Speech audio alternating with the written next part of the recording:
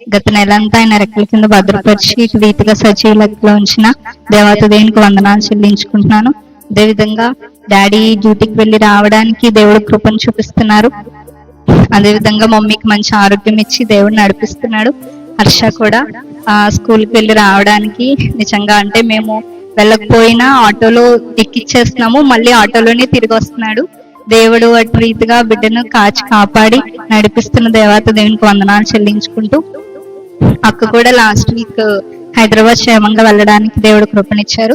నా విషయం అయితే రోజు కాలేజ్కి వెళ్ళి రావడానికి నిజంగా నేనైతే ఒక్కటే ప్రార్థన చేసుకుంటానండి, ప్రతి అవమానము నిందను దరిచేరనివ్వదేసి అని. అసలు ఎప్పుడు ఎలాంటి అవమానము నింద లేకుండా దేవుడు ఆ టీచింగ్ పోస్ట్ లో కూడా దేవుడు నన్ను నిలవబెట్టి వాడుకుంటున్న దేవత దేవునికి వందనాలు చెల్లించుకుంటూ, నేను లాస్ట్ వీక్ ఎంటెక్ ఎగ్జామ్స్ రాశానండి. అసలు అంటే అది మేము అప్పటిదాకా అసలు ప్రిపేర్ అవ్వలేదు, కానీ దేవుని కృపను బట్టి semester exams direct semester exams రాశాను. స్ట్రెస్ అయిపోయింది, ఇంకంటే గ్యాప్ లేకుండా డే బై డే ఎగ్జామ్స్ ఉన్నాయి. ప్రతి సబ్జెక్ట్ కి 5 యూనిట్స్ ఉంటాయి మినిమం. అసలు అన్ని ప్రతి టాపిక్ చదవడానికి అసలు నిజంగా నేను అంత స్ట్రెస్ అయితే అసలు తీసుకోలేకపోయాను. కానీ దేవుని కృపను బట్టి దైవజనుల ప్రార్థన బట్టి సాక్ష్యంలో కూడా నేను ప్రేయర్ రిక్వెస్ట్ కోరాను ఎంటెక్ ఎగ్జామ్స్ కోసం. కానీ అదే విధంగా దేవత దేవుని కృపను బట్టి అన్ని ఎగ్జామ్స్ రాయడానికి దేవుడు కృపనిచ్చారు. అందుని బట్టి వందనాలు చెల్లించుకుంటూ, మా కుటుంబం కోసం నిరంతరం ప్రార్థన చేస్తున్న దైవజనులకు మరొకసారి వందనాలు చెల్లించుకుంటూ ఈ చిన్న సాక్ష్యం దేవుడు దీవించును గాక. ఆంటీ గారికి ప్రైజ్ లార్డ్. అయితే మరి లాస్ట్ వీక్ మేము ఎగ్జామ్స్ రాసాము. యూనిట్ 2 అంటే 10th స్టార్ట్ అయిన తర్వాత 10th సిలబస్ ఫస్ట్ ఎగ్జామ్. అయితే ఆ ఎగ్జామ్ లో అన్ని ఫస్ట్ క్లాస్ దాటి వస్తే సాక్ష్యం చెప్పుకుందాం అనుకున్నాను. అయితే నేను ప్రార్థన చేసుకున్న విధంగానే దేవుడు నాకు అన్ని ఫస్ట్ క్లాస్ కన్నా ఎక్కువ మార్క్స్ ఇచ్చారు నాకు. అందుకని నిజంగా దేవుడికి వందనాలు చెప్పాలి. చిన్న సాక్ష్యం దేవుడి దీవించండి. ముందుగా దేవునికి నా వందనాలండి. అలాగే పాస్టర్ గారికి, పాస్టర్ గారికి, మరి కూడి వచ్చిన మీ అందరికీ నా వందనాలండి. మరి నా సాక్ష్యం ఏంటంటే, మరి గడిచిన నెలంతా దేవుడు నన్ను నా కుటుంబాన్ని ఎంతగానో కాచి కాపాడండి. దేవునికి వందనాలు. అలాగే పోయిన నెలలో మరి నా చిన్న కుమారుడు చెవి ఇద్దరు పరిగెత్తుకుంటూ ఆడుకుంటూ వెళ్ళి గడ్డ దగ్గర పడిపోయాడండి. పడిపోతే చెవి తెగిపోయింది.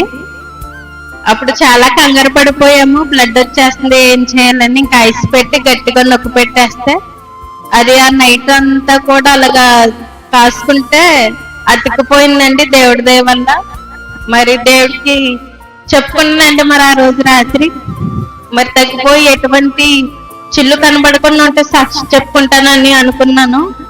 కానీ ధైర్యం సరిపోక ప్రతి వారం అలాగే వచ్చే వారం చెప్దాంలే అనుకుంటా గడిపేసుకొచ్చానండి.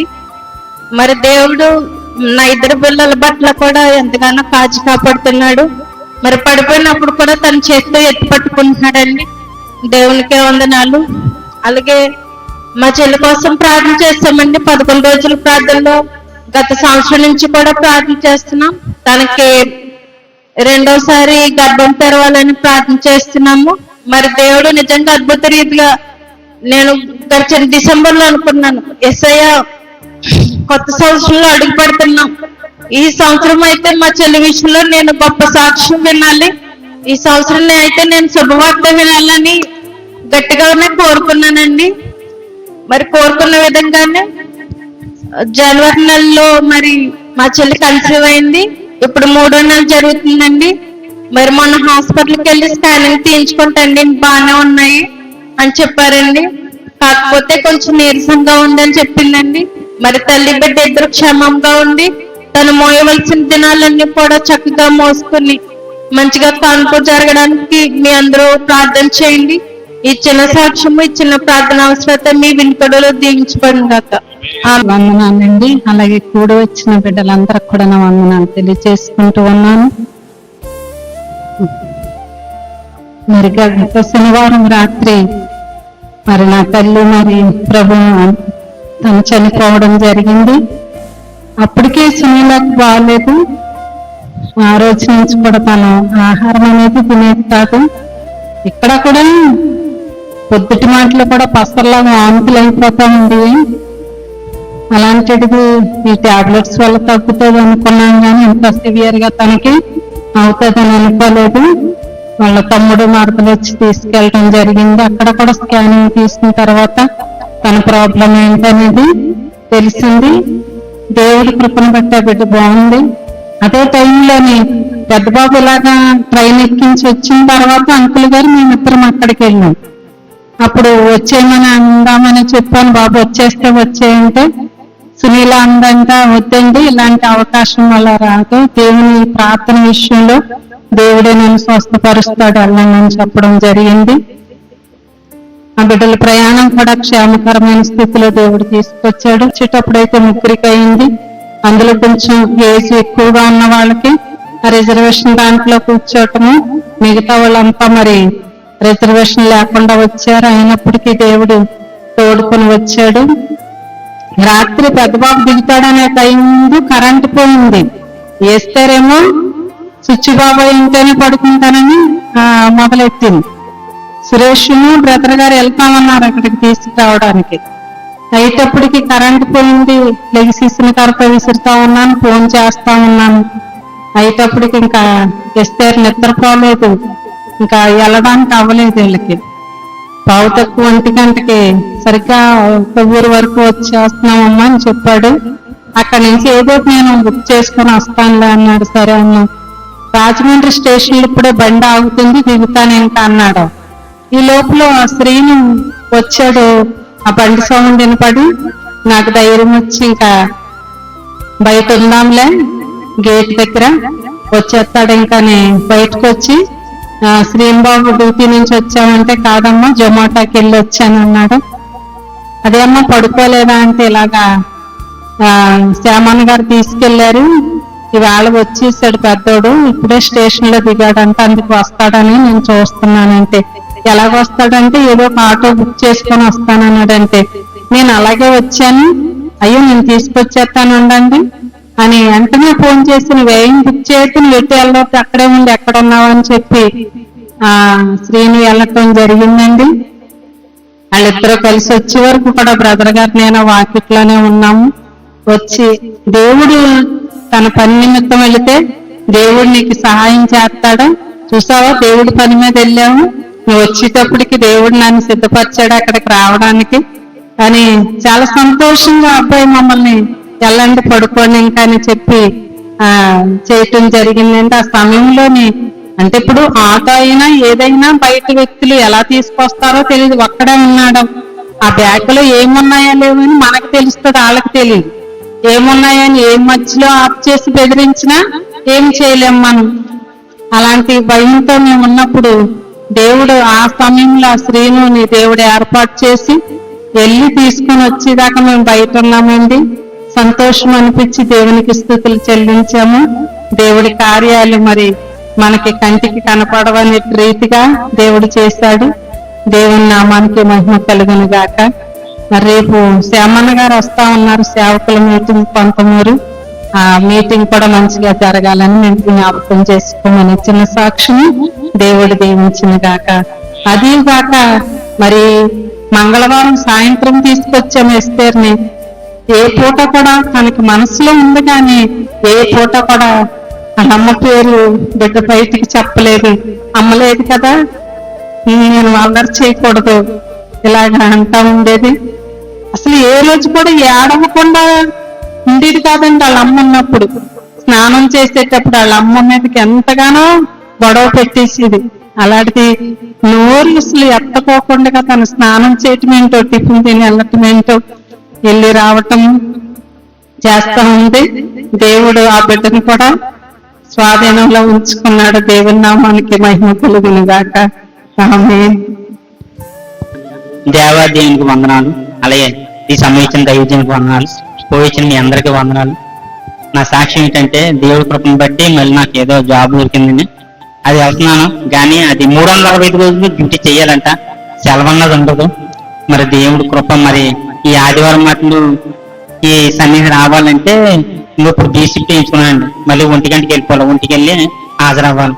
అక్కడ మనుషులు తక్కువ ఉన్నారు, సరిగ్గా ప్రాసెస్ సరిగ్గా లేక క్రమశిక్షణ లేదు అక్కడ.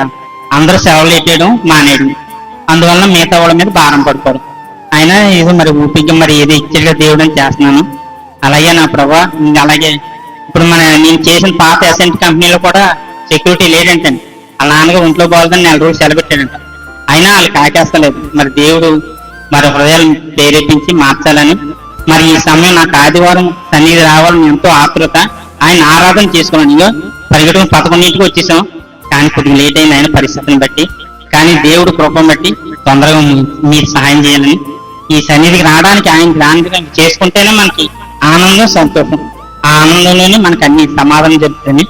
నాకు కూడా ఈ ఉద్యోగంలో కూడా మార్పు జరుగుతుందని కోరుకుంటూ మీ అందరి ప్రార్థనలు జ్ఞాపకం చేసుకుని ఈ సాక్ష్యం ఏసైకి భయంకరంగా ఉండాలని కోరుకుంటున్నాను. ఆమె మనం కొన్ని నిమిషాలు మనం ధ్యానిద్దాం దేవుని యొక్క వాక్యం. సౌండ్ పెట్టుకోవచ్చు, సౌండ్ పెట్టుకోవచ్చు, పట్టాలి లైక్ దగ్గర పెట్టుకొని దూరంగా పెట్టుకుంటాను మైక్ నేను, అందుకనే. హల్లెలూయా. మంచిది. అందరూ అలా ఉన్నారు, బాగున్నారు కదమ్మా. అసలు ముందు అడగాలి, ఇందాకే అడగాలి. నేను అది విషయం సాక్ష్యం చెప్పాలని ఆలోచిస్తున్నారు, అలాగే వెళ్ళిపోయింది కానీ నేను ముందుగా ఆ విషయం అడగలేదు. సరే, మంచిది. సన ప్రార్థన చేద్దాం. పరిశుద్ధుడా, మహాగణుడా, మహోన్నతుడా, గొప్ప దేవుడా, మీకే వందనాలు చెల్లించుకొంచున్నాను ప్రభువా. దయగల మా రాజా, మా తండ్రి, నీ వాక్యమును దేవా ధ్యానించడానికి దేవా సిద్ధపడుతున్నాం ప్రభువా. దేవా సూటిగా స్పష్టంగా మీరు మాతో మాట్లాడమని, మీరు తెలియచేయండి దేవా. లోతైన మనతో కూడా విషయాలు మాకందరికీ దేవా బయలుపరచమని వేడుకొంచున్నాను రాజా. వెనగల చెవులు గ్రహించమని, అనుగ్రహించమని, దాన్ని పూర్తిగా నీ సులువు చాటును మరుగుపరిచి మీరు నాలో ఉండి మాట్లాడమని యేసుక్రీస్తు నామమున పేట ప్రార్థించి వేడుకొంచున్నాను ప్రభువా. ఆమేన్. ఆమేన్. హల్లెలూయా. హల్లెలూయా.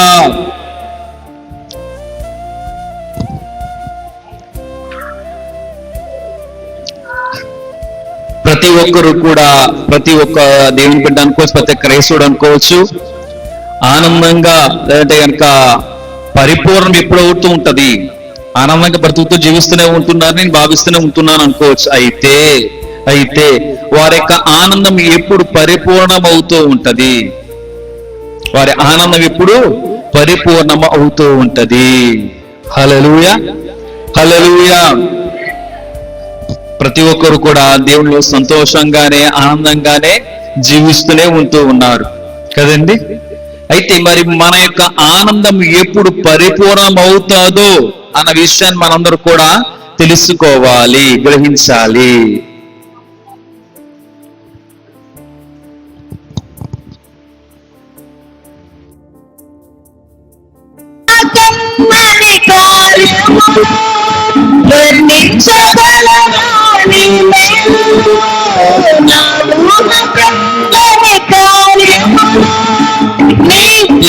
నిన్నే స్తుతించెదను, నిత్యము నిన్నే స్తుతించెదను. గొప్ప దేవుడా, శక్తిమంతుడా, అద్భుతాలను జరిగించు దేవుడా. గొప్ప దేవుడా, శక్తిమంతుడా, అద్భుతాలను జరిగించు దేవుడా. హల్లెలూయా. హల్లెలూయా. ప్రతి ఒక్కరు కూడా దేవుళ్ళో సంతోషంగానే ఆనందంగానే జీవిస్తూనే ఉన్నారు. సరే, జాతకాలని జీవిస్తున్నారు కాబట్టి ఈ యొక్క సంతోషము లేకపోతే ఈ యొక్క ఆనందము ఎప్పుడు పరిపూర్ణం అవుతుంది అటువంటిదే నాకు ప్రశ్న. ఏంది? ప్రతి ఒక్కరు కూడా సంతోషంగా ఆనందంగా దేవునిలో బ్రతుకుతూనే ఉంటున్నాం, నడుస్తూనే ఉంటున్నాం, ఆయన వెంబడిస్తూనే ఉంటున్నాం, ముందుకు సాగుతూనే ఉంటున్నాం. కాబట్టి అయితే ఆ యొక్క సంతోషం, ఆ యొక్క ఆనందము ఎప్పుడు పరిపూర్ణం అవుతుంది, ఎప్పుడు పరిపూర్ణం అవుతుంది అనేటువంటి నాకు ప్రశ్న, యొక్క క్వశ్చన్. మన సంతోషం ఉన్నప్పుడు. హల్లెలూయా. హల్లెలూయా. ఈ యొక్క విషయమును ఈ దినాన్ని మనము ధ్యానిద్దాం. ఎప్పుడు మన యొక్క సంతోషం, మన యొక్క ఆనందము పరిపూర్ణం అవుతాదో అనే విషయాన్ని మనం తెలుసుకుందాం. హల్లెలూయా. హల్లెలూయా.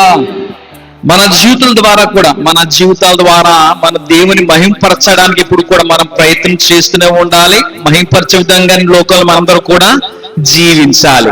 అట్లా జీవించినట్లయితేనే అప్పుడు నీ యొక్క ఆనందము పరిపూర్ణం అవడానికి అవకాశాలు ఉంటాయి. హల్లెలూయా.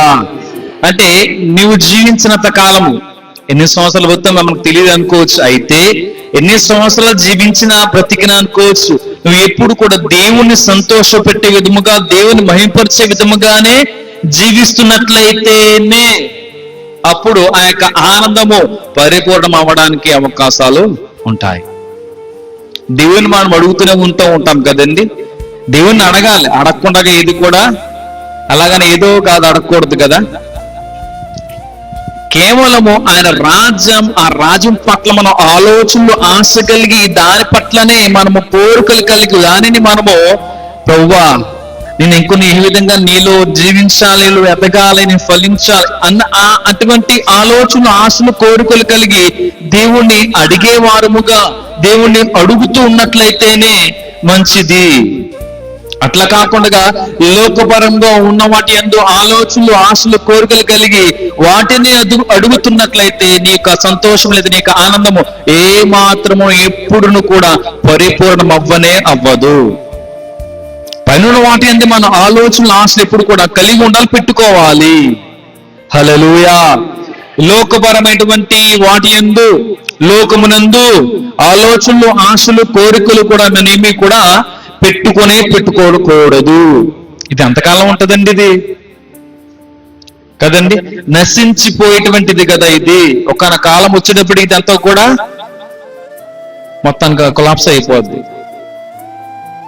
ఎప్పుడు కూడా నిలిచి ఉండేదే మనం ఇప్పుడు కూడా కోరుకుంటూ ఉంటాం. అనగా మనం ఏదైనా ఒకటి కొనుక్కుంటున్నామో, ఒకటి కొంటుకుంటున్నామో, తీసుకుంటున్నామంటే కనుక క్వాలిటీగా ఉందా, ఎంతకాలం వస్తుందో, ఎలా ఉంటుందో, మంచిగా ఎలా ఉంటుందో అలా ఉంటుందని ఆలోచించే దాన్ని బట్టి మనము ముందు అడుగు వేస్తూనే ఉంటామే.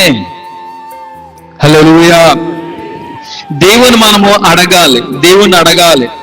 దేవుని మనస్సు ఏమి కోరుకుంటుందో, దేవుడు వేటిని ఆశపడుతున్నాడో, దేవుడు వేటిని వేటి యందు ఆలోచన కలిగి ఉంటున్నాడో అంటూ వీటి పట్లనే మనము ఆలోచన కలిగి, ఆశ కలిగి అడుగుతూ ఉండాలి. హల్లెలూయా. హల్లెలూయా. ఆయనకు ఇష్టమైనది ఏమిటో కాదు, ఇది ఇష్టమైనదో కాదో, ఆయనకి ఇష్టమైనది ఏంటో అనేటువంటి విధముగా ఎప్పుడు కూడా, అంటే ఆయన ఇష్టాన్ని ఎప్పుడు కూడా మనం చేసేవారముగా, ఆయన ఇప్పుడు దానిని కోరుకునే వారు గాని, దాన్ని జరిగించే వారం గాని ఎప్పుడు కూడా మనం లోకములో ఉండాలి. అట్లా ఆశపడుతూ దేవుణ్ణి మనము అడగాలి. మరి ఇక సమయాన్ని బట్టి నేను ఒక విషయం తెలియజేస్తా. దేవుడు దావీదు భక్తునికి ఒక మాటతో అని ఉన్నాడు, పోల్చి ఉన్నాడు. ఏమని చెప్పాడండి దావీదు భక్తుని? చెప్పాలి. నా హృదయానుసారుడైనటువంటి వ్యక్తి అని చెప్పి దావీదు భక్తుని దేవుడు ఆ విధంగా అన్నాడే. అంటే హృదయానుసారుడు అంటే కనుక నాకు అర్థమేం చెప్పండి ఒకసారి. ఆయన ఏ విధంగా ఆలోచిస్తున్నాడో, ఆయన ఏ విధంగా ఆలోచనలు ఏమి ఉన్నాయో, ఆమె దేని పట్ల ఆశ కలిగి ఉంటున్నాడో, ఆశలు పెట్టుకుంటూ ఉన్నాడు, కోరుకుంటున్నాడు అంటూ ఆయన హృదయం ఎలా ఉన్నదో, ఎలాంటిదో అని దావీదు భక్తుడు గ్రహించగలిగి ఉన్నాడు. కాబట్టి అటువంటి విధంగా దావీదు భక్తుడు జీవిస్తూ ఉన్నాడు. కాబట్టనే దావీదు నా హృదయానుసారుడు అని చెప్పి దావీదు గురించి అక్కడ దేవుడే అక్కడ సాక్ష్యం ఇస్తూ ఉంటున్నాడు. హల్లెలూయా. హల్లెలూయా. అంటే దావీదు కూడా మనలాంటి మానవుడే, మనలాంటి వ్యక్తే కదండి. ఎక్కడి నుంచి పైనుంచి ఊడి పడలేదు కదా, అంతేనంటారా? మన వాటి భాష ప్రకారం చూసినట్లయితే ఆయన ఏ దేవదూత కాదు, అదే ఆయన ఏదో కాదు కదా, మనలాంటి మానవుడి మనిషే కదండి. ఆయన దేవుని వలె, అనగా దేవుడు ఆశపడు రీతిగా కోరుకున్న విధముగా తనకు ఏదైతే ఇష్టమో, దానికి ఏది ఇష్టమో కాందో అంటూ గ్రహించగలిగి అట్టి విధముగా దేవునికి ఇష్టడుగా, లేదా దేవునికి ప్రియుడుగా, దేవునికి ప్రీతిగా జీవించగలిగి ఉన్నాడు, జీవించాడు. మరి మనకి ఇది సాధ్యపడుతుందంటారా? చాలా కష్టం అండి. అప్పుడెప్పుడో వాళ్ళైతే కనుక జీవించారు, కానీ మనకి ఇప్పుడు ఎక్కడ అవుతాయండి, అంతేనంటారా? మనకి కూడా సాధ్యమే కదండి. దేవునికి అసాధ్యం ఏది లేదు కదా. దేవునికి ప్రతిదీ సాధ్యమే అని అనుకుంటే మనకి ప్రతిదీ కూడా సాధ్యం అనుకోవడం కూడా అది. అయితే అంటే ఏదో గొప్ప గొప్ప కార్యాలు చేయడానికి మన వల్ల కాదు, మన వల్ల చేయలేము, మన పని కాదు అది. గొప్ప గొప్ప కార్యములను, అద్భుతమైన ఆశీర్వాద కార్యములను కేవలం ఒక్కరే ఒకరు చేయగలుగుతూ ఉంటారు. ఆయనే నీవు సేవిస్తున్నటువంటి దేవుడు, నీవు పూజిస్తున్నటువంటి దేవుడు, నీవు ఆరాధిస్తున్నటువంటి దేవుడు, నమ్మదగిన దేవుడు ఆయన యేసుక్రీస్తు ప్రభువారు. హల్లెలూయా. ఈ భూమి మీద లేదంటే కనుక ఈ సృష్టిలో చూసినట్లయితే ఆయన కాకుండా మరి ఎవరైనా చేయగలుగుతూ ఉంటారంటే మరి ఎవరి తరము మరి ఎవరి వలన కూడా కానిపోయినది. కేవలం ఆయనే దేవుడుగా ఉన్నాడు, ఆయనే రాజుగా, ఆయన ప్రభువుగా, ఆయన సృష్టికి కారణభూతుడిగా ఉన్నాడు కాబట్టి ఆయన ఒక్కడే చేయగలడు. హల్లెలూయా. కాకపోతే మనం ఏంటంటే గనక ప్రార్థన చేస్తాం, ప్రార్థన మనం చేయగలుగుతూ ఉంటాం దేవునికి. ప్రభువా ఈ గొప్ప కార్యం చేయండి అయ్యా, అద్భుతమైన ఆశ్చర్యకారం జరిగించండి అయ్యా, వారి కుటుంబంలో నా కుటుంబం అని ఇలాగ మనం ప్రార్థనలు మనం చేయగలుగుతూ చేస్తూనే ఉంటూ ఉంటాం. కానీ క్రియాకారము చేసేవాడు ఆయనే దేవుడు, ఆయనే సర్వసృష్టికర్త, ఆయనే రాజు, ఆయనే ప్రభుగా యేసుక్రీస్తు ప్రభువారే ఉన్నారు. కాబట్టి ఆయన యందు మనము ఆలోచనలు కలిగి, ఆయన యందు మనము ఆశలు కలిగి, ఆయనకి ఇష్టం ఏదైతే ఉన్నదో ఆయన ఏం కోరుకుంటున్నాడు అని దానిని నెరవేర్చే విధముగానే లోకములో జీవిస్తున్నట్లయితే ఖచ్చితంగా ఆనందము పరిపూర్ణం అవడానికి అప్పుడు అవకాశాలు పడుతూ ఉంటాయి, అవకాశాలు ఉంటాయి. హల్లెలూయా, హల్లెలూయా. దేవుని మొదటి యోహాను రాసిన పత్రిక 3వ అధ్యాయము, యోహాను రాసిన మొదటి పత్రిక 3వ అధ్యాయము 21వ వచనం చదవండమ్మా. ప్రియురాల చదవండమ్మా.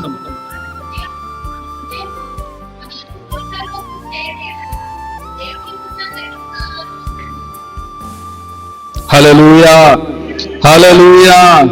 యోహాను రాసినటువంటి మొదటి పత్రిక 3వ అధ్యాయము 21వ వచనములో ఈ విధంగా తెలియజేయబడుతూ ఉంటున్నది.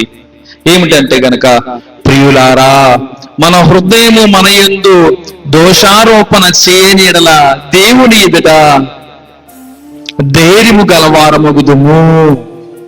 హల్లెలూయా. చూసినట్లయితే గనక దేవుని బిడ్డలుగా మనం చేయవలసింది ఏమిటి, మనం నేర్చుకోవాల్సింది ఏమిటి అని మనము తెలుసుకోవాలి, గ్రహించాలి. మనము ఆయన యొక్క ఆజ్ఞలను ఎప్పుడు కూడా గైకొంటూ వాటిని అనుసరిస్తూ దేవుని దృష్టికి ఎప్పుడు కూడా ఒక మంచివాడేడు, ఎంతైనా సరే అనుకోవచ్చు, నేను ఇష్టపడేవి వాటిని చేస్తున్నాడు, చేయగలుగుతున్నాడు, వాటి అందే ఆలోచనలు కలిగి, వాటి అందే కోరికలు కలిగి ఉంటున్నాడు అనేటువంటి విధముగా దేవుని దృష్టిలో మనందరూ కూడా ఆ విధంగా ఉండాలి. ఈ లోకపరంగా ప్రతి ఒక్కరికి కూడా బిడ్డలు ఉన్నారు కాబట్టి ఆ బిడ్డలు ఏమైనా ఆలోచన కలిగి ఉంటూ ఉంటారంటే, అంటే కొంతమంది, మరి అంత అందరూ కాదు కానీ కొంతమంది అంటూ ఉంటారు, చిన్నప్పటి నుంచి కూడా వారి తల్లిదండ్రుల మాటలు వింటూ నేను డాడీని ఎక్కువగా ఇస్తున్నా, డాడీని నాకు ఇష్టం, నా డాడీ అంటే ఇష్టం ఉంటాయి. ఎందుకు ఇష్టపడుతూ ఉంటారు? ఉదాహరణకి కొంతమంది నాకు మమ్మీ నాకు ఇష్టం, నాకు మమ్మీ ఇష్టం అని చెప్తుంటారు. ఎందుకు ఇష్టపడుతూ ఉంటారంటే కనుక వారు కోరుకున్నది, వారు అడిగింది ఏదైనా సరే ఇస్తూ ఉంటారు, కొంటారు, ఇస్తారు కదా అని కదండి. హల్లెలూయా. అప్పుడు ఖచ్చితంగా వారి యొక్క పేరెంట్స్ వారి యొక్క మాటలు కంపల్సరీగా వారి చిల్డ్రన్, వారి పిల్లలు వింటారు. అంటే తండ్రి ఏమి చెప్పినా సరే వారు దానిని విని దాని ప్రకారంగా నడుచుకోవడం జరుగుతూ ఉంటది. నువ్వు కూర్చొని బుక్స్ చదవరా అంటే గనక చదువుతారు. ఎందుకు వింటారు అంటే గనక నా డాడీ అంటే నాకు ఇష్టం, ఏది అడిగినా సరే నాకు కొంటారు, నాకు ఇస్తారు కదండి. నేను ఎగ్జాంపుల్ చెప్తున్న ఉదాహరణ, అందుకే నా ఈ మాటల కంటే ముందుగానే తల్లి గురించి చెప్పాను, తండ్రి గురించి కూడా నేను చెప్పి ఉన్నాను కూడా కదండి. కొంతమంది అయితే కనుక తండ్రి కంటే కూడా తల్లిని ఎక్కువ ఇష్టపడుతూ ఉంటారు కూడా కదండి. ఏమి చేసినా సరే తిట్టదో, వాళ్ళు ఏం చేసినా సరే ఏమంది కదా అని కొంతవరకు అలా కూడా చూస్తే అలా అనుకోవచ్చు కూడా, అనుకోవచ్చు కూడా. హల్లెలూయా. అయితే గమనించినట్లయితే వారికి పేరెంట్స్ ఏం చెప్తున్నా సరే వారు వింటూ ఉంటారు, చేస్తూ ఉంటారు. అప్పుడు తల్లిదండ్రులకు ఎలా అనిపిస్తుందో వారి బిడ్డల పట్ల ఆలోచన అంటే గనక, నేను ఏం చెప్పినా సరే మాట అంటే చాలా మంచోడండి ఆడు అన్నప్పుడు వారి ఫీలింగ్ కలుగుతూ ఉంటుందా కదండి, అవునా కదండి. హల్లెలూయా. ఇక్కడ గమనించినట్లయితే దేవుడు చెప్పినటువంటి ఆ ఆజ్ఞలను, ఆ మాటలను ఎప్పుడు కూడా వింటూ వాటికి గైకొంటూ వాటి ప్రకారంగా లోకములో జీవించే వారంగా ఉండాలి. ఎప్పుడైతే నీ యొక్క మాటను నీ బిడ్డలు వింటున్నారో అప్పుడే చాలా మంచోడండి, చాలా మంచోడండి బాబు అని చెబుతూ నీ మాటలు వినకుండా, అంటే నీ బిడ్డలో నీ యొక్క మాటలు వినకుండా ఉన్నట్లున్నట్లయితే కనుక అప్పుడు ఎలా ఉంటుందండి? వాడు అసలు మాట అన్నాడు బాబు, అది మరి అసలు బ్యాడ్ బో అన్నాడు అసలు, లేదంటే కనుక అలా వదిలేసేవండి అన్నట్టుగా ఆ రకంగా ట్రీట్మెంట్ ఉంటుంది, ఆ రకంగా ట్రీట్ చేస్తుంటారు కదా పిల్లలను. ఇలాగా దేవునికి ఎప్పుడు కూడా ఇష్టపడే విధముగానే మనందరూ లోకములో జీవించాలి, బ్రతకాలి, నడుచుకోవాలి. ఆయన ఏమి చెబుతున్నాను సరే అనుకోవచ్చు, శిరసా వహించి ఆ మాట ప్రకారంగానే ముందుకు సాగేవారముగానే ఉంటూ ఉండాలి. మీకు దీనికి ఉదాహరణగా ఒకరి గురించి తెలిసిన నాకు నా మాటలు తోదరంగా ముందుకు సాగుతాను. ఉదాహరణగా చూసినట్లయితే కనుక అబ్రహాం భక్తు కనబడుతూ ఉన్నాడు. ఏంటండి, తనకి బిడ్డలు కాని వయసు, లేని వయసులో కూడా ఎంతో కాలం వెయిట్ చేస్తూ చూసినటువంటి వయసులో ఆ కాలంలో దేవుడు ఆ బిడ్డనిచ్చినటువంటి ఆ అబ్రహాముకి మరలా తిరిగి అబ్రహాంతో ఏం చెప్తున్నట్టే కనుక, అబ్రహాము నాకు బలిగా నీ కుమారుని ఇవ్వి, ఇస్సాకు నివ్వి అనగానే ఇంకేమీ కూడా ఆలోచించలేదు. దేవుని మాటను శిరసా వహించి ఉన్నాడు. దేవుని యొక్క మాట, దేవుని యొక్క ఆజ్ఞను విధేయత చూపించే సరేని ఆ మాటకు తగ్గగా నడుచుకోవడం జరుగుతూనే ఉంటూ ఉన్నది. వెంటనే తీసుకుని వెళ్ళడం జరిగింది, సిద్ధపరచడం జరిగింది, అది చేస్తూ ఉన్నాడు. అయితే దేవునికి అక్కడ అబ్రహాము అనగా కత్తి ఎత్తేసేలాగా వధించేటువంటి సమయం వచ్చేటప్పటికి దేవుడు వారిని ఆపాడు. అనగా అబ్రహాం అక్కడ ఆపి ఉన్నాడు కదండి, అబ్రహాం అక్కడ ఆపి ఉన్నాడు. అయితే ఆ సమయాన్ని బట్టి అప్పటి వరకు చూసినట్లయితే కనుక నన్ను అసలు ఇష్టపడతాడా లేదో, నాకు ఎలాగ ఇస్తాడా లేదా, ఏం చేస్తాడో చూద్దాం అనుకుని దేవుడు అలా ఆలోచన కలిగి పెట్టుకొని చేశాడు, అలాగ నడుచుకొని ఉన్నాడు అనుకోవచ్చు.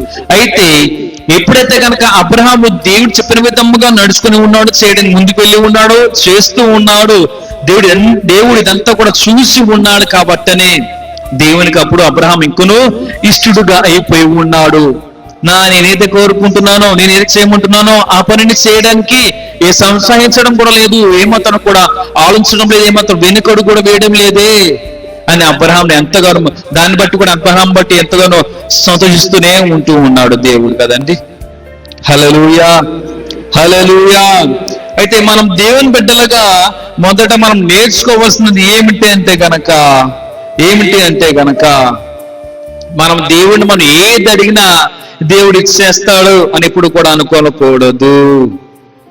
మనం దేవుణ్ణి ఏది అడిగినా సరే దేవుడు మనకు అది ఇచ్చేస్తాడని ఎప్పుడు కూడా అనుకోకూడదు. నువ్వు దేవుని సంతోషపెట్టు. ఫస్ట్ నువ్వు చేసినట్టంటే నువ్వు దేవుణ్ణి సంతోషపెట్టు, ఖచ్చితంగా నువ్వు అడగకుండా దేవుడు నీకు ఇస్తాడు. హల్లెలూయా. నువ్వు దేవుణ్ణి సంతోషపెట్టు, నువ్వు అడగకుండా దేవుడు నీకు ఇస్తాడు. హల్లెలూయా. మరి దేవుని సంతోషపెట్టడం అంటే ఏంటంటారండి? అంటే దేవునికి ఇష్టలుగా బ్రతకడం, జీవించడం. మరి అదంటే ఏంటండి అని అంటే దేవుడు ఏమి చెప్పినా మనం ఆలకించి ఆ మాట ప్రకారంగా, దేవుని మాట ప్రకారంగా, దేవుని యొక్క ఆజ్ఞ ప్రకారంగా, దేవుని యొక్క చిత్త ప్రకారముగా మనమందరం కూడా జీవిస్తున్నట్లయితే దేవుని మనందరూ కూడా సంతోష పెట్టిన వారముగా, దేవునికి ఇష్టలుగా అవుతూ ఉంటాము. హల్లెలూయా, హల్లెలూయా. మనం ఏది పొందుకోవాలన్నా దేవుణ్ణి అడగాలి. నువ్వు ఏది నీ జీవితంలో నెరవేర్చబడాలన్నా సరే దేవుని ద్వారా నువ్వు పొందుకోవాలి, దేవుణ్ణి నువ్వు అడగాలి. హల్లెలూయా, హల్లెలూయా. ఎప్పుడు కూడా నేను చెప్తున్న మాట, ఎప్పుడు కూడా పైన వాటి అందే ఆలోచన కలిగి ఆశలు పెట్టుకొని దేవుని దాన్ని కోరుతున్నట్లయితే కనుక దేవుడు ఎంతగానో నిన్ను చూసి సంతోషిస్తూ ఖచ్చితంగా నీకు ఇవ్వడానికి సిద్ధపడి ముందుకు వస్తూనే ఉంటూ ఉంటాడు. హల్లెలూయా, హల్లెలూయా. అడగమన్నాడు కదా, నీ ఇహలోక ఈ భూలోక సంబంధం మాట ఎందు మనం ఆలోచన కలిగి, ఆశ పెట్టుకొని, కోరికలు కలిగి నాకు అది ఇవ్వయ్యా, నాకు ఇది ఇవ్వయ్యా అని అడుగుతున్నట్లయితే కనుక ఎంతకాలం ఉంటది? ఇది దేవుని బతుకున్నారు కదా, దాని ఎందు ఆలోచన కలిగి దాన్ని కోరికలు పెట్టుకుంటున్నారు. ఇంకా నా బిడ్డలు ఎప్పుడు ఆలోచన కలిగి ఉంటారు, ఎప్పుడు జ్ఞానం తెచ్చుకుంటూ ఉంటారు, ఎప్పుడు వివేకం కలిగి నా రాజు పట్ల అనగా నా యొక్క ఆలోచన పట్ల, నా యొక్క ఆశల పట్ల వారు ఆలోచన కలిగి ఉంటారో, ఎప్పుడు తెలుసుకుంటారో అంటూ దేవుడు నిన్ను చూసేప్పుడు బాధపడుతూనే ఉంటూ ఉంటాడు. హల్లెలూయా, హల్లెలూయా.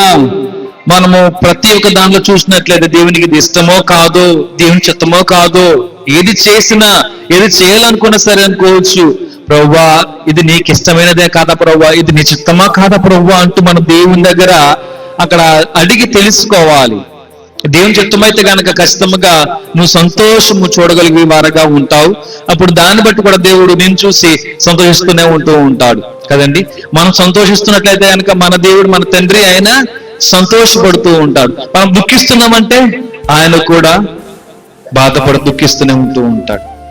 మనం సంతోషిస్తూ అనగా దేవునికి వ్యతిరేకంగా ఒక క్రియ, ఒక పని చేస్తూ మనం సంతోషంగా మనం భావిస్తూ ఉన్నామంటే గనక అప్పుడు దేవుడు ఏమి కూడా సంతోషించడు. అప్పుడు దేవుడు ఏం చేస్తూ ఉంటాడు, నా కుమారునికి నిన్ను ఇన్ని ఇస్తున్నాను, ఇన్ని పెడుతున్నాను, ఇన్ని చూస్తున్నాను, ఇలాగ చేస్తున్నానే, నాకు ఏది ఇస్తున్నా చూసావా, సంతోషం ఇవ్వడం లేదు, నాకు బాధను లేదంటే దుఃఖాన్ని నాకు ఇస్తున్నాడు, నన్ను ఆ విధంగా నాకు కలుగు చేస్తూ ఉంటున్నాడే అని దేవుడు మనల్ని చూసి బాధపడుతూ ఉంటూ ఉంటాడు. హల్లెలూయా, హల్లెలూయా. అక్కడ ఆనాడు చూసినట్లయితే యేసుక్రీస్తు ప్రభువారు అక్కడ 70 మందికి యేసుక్రీస్తు ప్రభు యొక్క ఉద్దేశము, ఆయన యొక్క సంతోషము అక్కడ అర్థం కాలేదు, కానీ భౌతికమైనటువంటి అద్భుతములను బట్టి ఇక్కడ సంతోషిస్తూనే ఉంటూ ఉన్నారు. దేవుని చిత్తం కాదని అక్కడ యేసు ప్రభువారు అక్కడ చెప్తూనే ఉంటున్నా, దేవుని చిత్తం కాదని చెప్తూనే ఉంటున్నా సరే ఏ ఒక్కరు కూడా గ్రహించలేకపోయి ఉన్నారు అనేటువంటి పరిచయ కాలంలో చూసినట్లయితే ఒక సందర్భంలో, ఒక సమయంలో ఒక 70 మందికి ఆయన చెప్తూ ఉన్నారు. ఆయనకు ఆలోచనలు, ఆయనకు ఆశలు ఏమేమి ఉన్నాయో అంటూ చెబుతూ ఉండగా ఎవరికి సరిగ్గా అర్థం చేసుకోలేకపోయి ఉన్నారు, గ్రహించలేకపోయి ఉన్నారు. దేవుడు ఎంతగా చెబుతున్నా సరే యేసుక్రీస్తు ప్రభువారికి శిష్యులే గ్రహించలేకపోయి ఉన్నారే. ఆయన సంతోషం వెళ్తే ఆయన ఆనందం ఏంటి, లేకపోతే ఆయన రెస్ట్ తీసుకున్న సరే అనుకోవచ్చు, లేదంటే ఒక చోటుకి వెళ్తున్నారు అంటే కనుక మనం ఏ విధంగా కార్యం చేయాలో చేయగలగమో అని ఈ విధంగా కూడా వారు తెలుసుకోలేకపోయి ఉన్నారే. హల్లెలూయా. జ్ఞానము కలిగి, తెలివి కలిగి మనం నడుచుకోవాలి, దేవుణ్ణి అడగాలి, అలాగ సంతోషంగా మన లోకంలో జీవించే వారంగా ఉంటూ ఉండాలి. హల్లెలూయా. లూకాసు వార్త 10వ అధ్యాయము, లూకాసు వార్త 10వ అధ్యాయము 17వ వచనము చదువుకుందాం.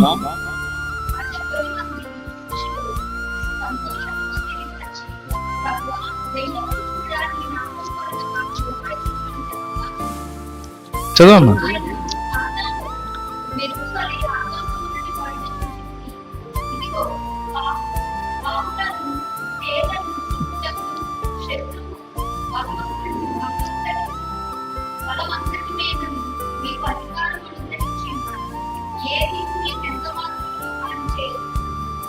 అయినను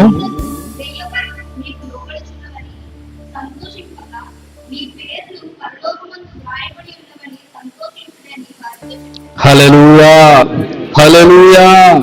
ఇక్కడ చూసినట్లయితే అక్కడ 70 మంది శిష్యులు కూడా సంతోషంగా తిరిగి వచ్చి, ప్రభువా దయ్యములు కూడా నీ నామమున మాకు లోబడుచున్నాయ్యా అంటూ చెప్తూ ఉన్నారంట. అయినను దయ్యములు మీకు లోబడుచున్నవని సంతోషింపక మీ పేర్లు పరలోకమందు వ్రాయబడి ఉన్నవని సంతోషించుడి అని దేవుడు వారితో చెబుతూ ఉన్నారు. హల్లెలూయా, హల్లెలూయా. మొదట మనము ఆత్మలో వర్ధిల్లాలనే దేవుని యొక్క కోరిక. దేవుని కోరిక ఏంటండి? మొదట మనము ఆత్మలో వర్ధిల్లాలి ఇటువంటి ఆలోచన, కోరిక దేవుడు కలేశ్వరుడు పెట్టుకొని ఉన్నాడు. ఆత్మీయమైనటువంటి పరిపక్వత మనమందరూ కూడా కలిగి ఉండాలి. ఆత్మీయమైన అభివృద్ధి కొరకే ప్రతి ఒక్కరు కూడా ఆశపడుతూ దాని కొరకే బ్రతికే వారముగా, దాని కొరకే ప్రార్థించే వారముగానే ఉండాలి. ఆత్మీయమైన పరిపక్వత, ఆత్మీయటువంటి ఎదుగుదల, అభివృద్ధి కొరకే మనందరూ కూడా దాని కొరకే ఆశపడుతూ, దాని కొరకే ప్రార్థిస్తూ, దాని కొరకే కోరుకుంటూ అలాగ ప్రార్థిస్తూనే ఉంటూ ఉండాలి. నీ యొక్క ఆత్మీయ జీవితం పట్ల ఎప్పుడు కూడా ఆలోచన, ధ్యాస, ఉద్దేశం, తలంపు కలిగే ఉంటూ ఉండాలి. శరీరము దాల్చి ఉన్నాము కాబట్టి ఉదాహరణకు ఒక 100 సంవత్సరాలు బతుకుతాం కాబట్టి ఇక 100 సంవత్సరాలు కూడా సంతోషంగా మంచిగా అన్ని కలిగి ఉన్నాయి కాబట్టి అంత ధైర్యంగా సంతోషంగా జీవిస్తే గనక సరిపోతుంది అనుకుంటే గనక అక్కడతో అయిపోలేదు, అక్కడతో అయిపోదు. ఏ ఒక్కరికి సరే ప్రతి ఒక్కరికి కూడా మరొక జీవితం అనేది ఉన్నది అని తెలుసుకోవాలి ప్రతి ఒక్కరు కూడా. హల్లెలూయా. ఆ జీవితము ఆ మరొక జీవితం ఎలాగ ఉంటది, మనం ఎలా జీవిస్తాం అనేటువంటి విషయాన్ని ప్రతి ఒక్కరు కూడా గ్రహించాలి. దాని పట్ల ఆలోచన కలిగే లోకములో నడుచుకోవాలి, జీవించాలి, బ్రతకాలి. హల్లెలూయా. ఎప్పుడైతే గనక నీకు ఆత్మీయ పరిపక్వత పట్ల ఆలోచన కలిగి, దాని పట్ల కోరికలు కలిగి, నీకు ఆత్మీయమైనటువంటి అభివృద్ధి పట్ల నువ్వు ఆలోచన కలిగి, కోరికలు కలిగి, దానిని కోరుకుంటూ దేవుణ్ణి అడుగుతూ ఉంటున్నావంటే, దేవుని ప్రార్థన చేస్తున్నావంటే ఖచ్చితంగా అప్పుడు ఆనందం అనేది పరిపూర్ణంగా అవ్వడానికి అవకాశాలు ఉంటాయి. హల్లెలూయా. మత్తయి సువార్త 6వ అధ్యాయము 31వ వచనము. మత్తయి సువార్త 6వ అధ్యాయము చదవండి అమ్మా.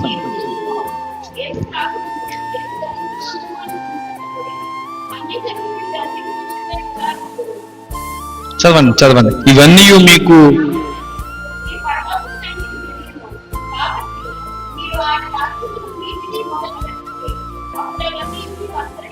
హల్లెలూయా, హల్లెలూయా. చూసినట్లయితే కాబట్టి ఏమి తిందుమో, ఏమి తాగుదుమో, ఏమి ధరించుకుందుమో అని చింతించుడి అని అక్కడ కనబడుతుందా? మాకు చెప్తున్నారా? చింతింపకడి. హల్లెలూయా, హల్లెలూయా. చింతింపకుడి అని దేవుడు వీటి పట్ల ఏ ఒక్కరు కూడా ఆలోచనలు కలిగి ఉండకండి, పెట్టుకొనకండి. అన్యజనులు వీటన్నిటి విషయమై విచారింతురు. అంటే దానికి అర్థం ఏంటి? అన్యజనులు అయితే గనక దీని పట్లనే ఆలోచనలు కలిగే ఉంటారు. అరే ఏం తిందామరా, ఇప్పుడు ఏ బట్టలు వేసుకుందారా, ఎలా బతుకుతారా, ఎలా జీవిద్దామరా అని ఈ విధంగా వారి ఆలోచనలు కూడా ఈ విధంగానే ఉంటాయి. అన్యజనుల యొక్క ఆలోచన, వారి తీరు, వారి పోకడ ఇలాగుంటది, వాటిపైనే ఉంటది. మరి మనము లేదా కనుక దేవుని బిడ్డలము, క్రైస్తవులం అయితే కనుక ఎలా ఉండాలి? ప్రత్యేకపరచబడ జీవితాలుగా ఉండాలి కాబట్టి, ప్రత్యేకంగా ఉండాలి కాబట్టి, అంటే వారు ఏ విధంగా వీటి పట్ల ఆలోచనలు, కోరికలు ఉంటున్నాయో వాటి పట్ల మన ఆలోచనలు, కోరికలు ఉండాలంటారా, ఉండకూడదంటారా? వాటి పట్ల ఏమాత్రం మన ఆలోచనలు, కోరికలు ఏమాత్రం కూడా ఉండకూడదు. వారికి వేరుగా జీవించడం అంటే దానికి అర్థం ఏంటంటే కనుక వారు ఏ పని చేస్తారో దాని ఆ పని మనం చేయకుండా, అంటే చెడ్డదాన్ని చేయకుండా ప్రత్యేకంగా మనం మంచి పనులు చేయటకి ఎప్పుడు కూడా ఆలోచనలు ఉంటూ ఉండాలి. హల్లెలూయా, హల్లెలూయా. ఇక్కడ గమనించినట్లయితే గనక అన్యజనులు వీటన్నిటి విషయమే విచారింతురు. ఇవన్నీ మీకు కావాలని మీ పరలోకపు తండ్రికి తెలియను. మనకి ఏది కావాలి మన తండ్రి కాకుండా ఎవరు తెలుస్తుందండి? అంతేనండి. మనం ఆయన బిడ్డలమా కాదా? నిజమైన బిడ్డలు కాదు, తర్వాత అది వేరే విషయం, అది మీరు గ్రహించుకోండి. కానీ మనకందరికి ఆయన తండ్రి ఏమున్నాడు కాబట్టి మనకి ఏది కావాలో, మనకి ఏది అవసరమో ఆయన ఖచ్చితంగా తెలుసు, మనకు ఆయన ఇస్తాడు. హల్లెలూయా. అయితే మరి ఏం చేయాలంటున్నారు? మరి అన్ని ఆయన తెలుసు అంటున్నారు. అయితే ఏం చేయాలి? కాబట్టి మీరు ఆయన రాజ్యమును, ఆయన నీతిని మొదట వెదకాలి. ఆయన రాజ్యాన్ని, ఆయన నీతిని మనము ఎప్పుడు కూడా వెదికే వారముగా ఉంటున్నట్లయితే అప్పుడు ఏమవుతుందంట? నీ యొక్క ఆనందము, సంతోషంగా ఆనందంగా జీవించగలుగుతూ ఉంటావు. ఎందుకు ఎలాగంటే గనక అక్కడ ఆనందం పరిపూర్ణమవుతూ ఉంటది. అంటే దేవుడు కూడా నువ్వు ఆశపడుతున్న వాటి ఎందుకు కూడా దేవుడు చూసి ఎంతగానో నిన్ను బట్టి ఆయన సంతోషిస్తూనే ఉంటాడు. కాబట్టి అప్పుడు ఆ యొక్క ఆనందము పరిపూర్ణం అవుతూ ఉంటది. నీ యొక్క కోరికలు నీకు సమస్తము అనుగ్రహిస్తూనే ఉంటాడు. అప్పుడు అనగా చూడండి, ఒక కంటిన్యూషన్ ఒకటి చూశారు కదా అక్కడ. కాబట్టి మీరు ఆయన రాజును, నీతిని మొదట వెతుకుడి, అప్పుడు అవన్నీ మీకు అనుగ్రహింపబడును. అవన్నీ అంటే కనుక ఏంటంటారు?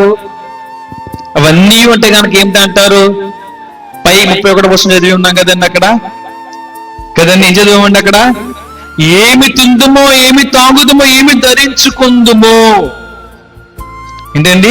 ఏమి తిందుమో, ఏమి తాగుదుమో, ఏమి ధరించుకుందామో అంటూ చూసారా? ఇవన్నీ కూడా ఎప్పుడైతే మన యొక్క ఆలోచన, మన యొక్క తలంపులు, ఉద్దేశాలు, కోరికలు దేవుని యొక్క రాజ్యం పైన లేదా దేవుని మీద పెట్టామో, ఉంచుతున్నామో, వాటి అన్ని కోరికలు కలిగి దానికోసం దానికోసం ప్రయాసపడడం చేస్తూ ఉంటున్నామో, అప్పుడు ఖచ్చితంగా అప్పుడు నీకు కావాల్సినవన్నీ కూడా నీవు అనుగ్రహిస్తూనే ఉంటూ ఉంటాడు. హల్లెలూయా, హల్లెలూయా.